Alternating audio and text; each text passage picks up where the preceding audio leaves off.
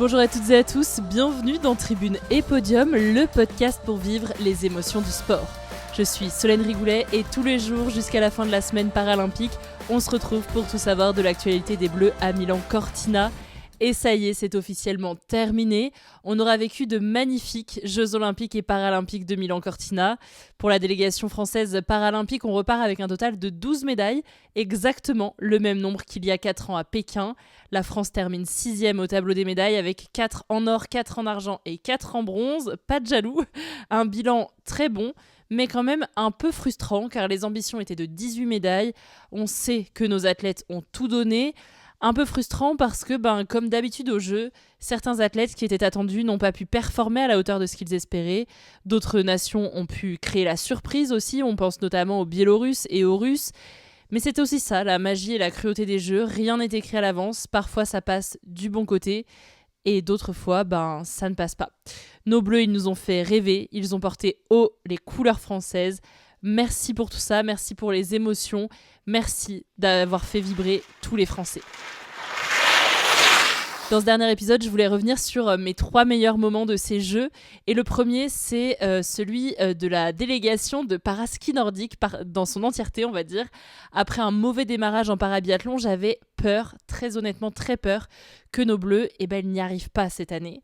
Et finalement, l'entièreté de nos athlètes du paraski nordique repartent avec une médaille autour du cou. C'est le taulier Benjamin Davier qui a ouvert la voie avec le bronze sur le sprint. Au total de sa carrière, Benjamin Davier, c'est 11 médailles paralympiques. La première, il l'a obtenue il y a 12 ans à Sochi en 2014. Ici, à Milan, il marque encore plus l'histoire avec le bronze sur une épreuve loin d'être sa spécialité. Et puis le lendemain, on a enchaîné avec l'or de Karl Tabouret sur le 10 km en paraski de fond. À 22 ans et pour ses premiers Jeux, il devient champion paralympique avec près de 30 secondes d'avance sur ses adversaires. Une médaille où il a été au bout de lui-même et largement célébré avec le reste de l'équipe. Bravo monsieur. Et puis on a attendu la dernière course, le dernier jour pour la médaille d'Anthony Chalençon et son guide, Florian Michelon. Ça a été difficile sur ces Jeux pour Anthony, on sentait des pertes d'équilibre, de la fatigue. Malgré tout, il ne s'est pas laissé abattre et hier, il a pris le bronze sur le 20 km en paraski de fond, l'épreuve la plus longue et qui demande beaucoup d'endurance. Bravo à tous les 4 pour la combativité et la hargne. Qu'est-ce que j'ai pleuré en voyant ces images. La médaille d'or de Cécile Hernandez, c'était vraiment quelque chose. Il y a 4 ans à Pékin, elle était championne paralympique en parasnowboard cross. Mais cette année, la préparation a été différente. Sa maladie, la sclérose en plaques, l'a beaucoup impactée, la fatigue aussi beaucoup. Mais elle est venue pour montrer qu'elle est encore la meilleure. En plus, c'est la porte-drapeau de la délégation française et surtout, sur ces Jeux, sa fille est présente en bord de piste pour l'encourager. Cécile, elle se hisse en finale et elle passe la ligne d'arrivée de cette finale en tête. Elle réalise le doublé, elle devient double championne paralympique. Les larmes, la joie de sa fille, toutes ces images, elles nous montrent le chemin parcouru, les difficultés du haut niveau, le courage, les sacrifices. Et tout se fige pour permettre à Cécile d'exploser. Des larmes qui n'ont cessé de couler pour elle, même sur le podium au moment de faire résonner la Marseillaise. Et comme un symbole, Cécile Hernandez, elle apporte la première médaille d'or à la délégation française. Elle est la porte-drapeau. Et tout ça, si ça ne pouvait pas être plus beau, ça s'est passé le 8 mars, la journée de lutte internationale pour les droits des femmes, comme si tout était écrit finalement. Et le troisième moment que moi je retiens de ces Jeux, c'est que pour elle, il n'y a pas eu d'or, mais il y a eu énormément de bonheur, multiplié par 4. Aurélie Richard, c'est l'athlète française la plus médaillée sur ces Jeux, avec 3 médailles d'argent et 1 en bronze en paraski alpin. C'est un attachement particulier que j'ai pour Aurélie parce que j'ai eu la chance de la rencontrer chez elle pour réaliser un épisode de Tribune et Podium. Ce qui m'a marqué dès les premiers instants que je l'ai rencontrée, c'est vraiment son sourire. Elle le perd jamais. Enfin, si, sûrement un peu quand elle rate, mais clairement, on l'a pas vue sur ces Jeux. Elle qui avait le niveau pour participer aux Jeux de Pékin, mais qui se fait les ligaments croisés quelques mois avant et qui est privée de son rêve paralympique, elle arrive à Milan avec l'envie de découvrir, de montrer que c'est la meilleure dans cette discipline et de gagner le maximum de médailles possible.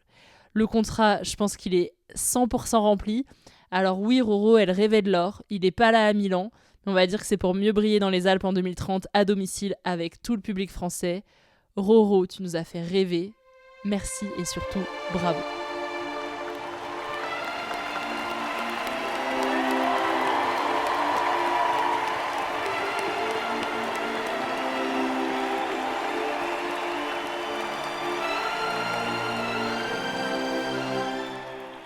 Retour rapide sur la cérémonie de clôture, c'était une très très belle cérémonie, un peu moins festive mais très artistique. Mon moment préféré, c'était le passage de la violoncelliste avec tous les danseurs autour, c'était vraiment grandiose à écouter. Sans oublier aussi forcément le relais avec les Jeux Alpes françaises 2030 et nos porte-drapeaux qui ont fièrement défilé. Et aussi, tout comme pour la délégation olympique, un grand retour est prévu pour les athlètes paralympiques. Ça se passe aujourd'hui à Champs-Rousses. L'objectif est de célébrer les athlètes, leurs résultats et l'ensemble du staff, tout en faisant un passage symbolique du relais vers les Jeux des Alpes françaises 2030. Il y aura évidemment le retour du drapeau, donc au programme, si demain tu es vers Champs-Rousses et que tu veux participer à la fête, de 11h à 17h, c'est découverte et initiation aux disciplines paralympiques avec le hockey, le biathlon et le tandem ski, le tout accompagné de rencontres et d'échanges avec des spécialistes de la montagne. Puis de 17h30 à 18h30, un DJ set, suivi à 18h30 et pendant 1 heure d'un concert de Feder.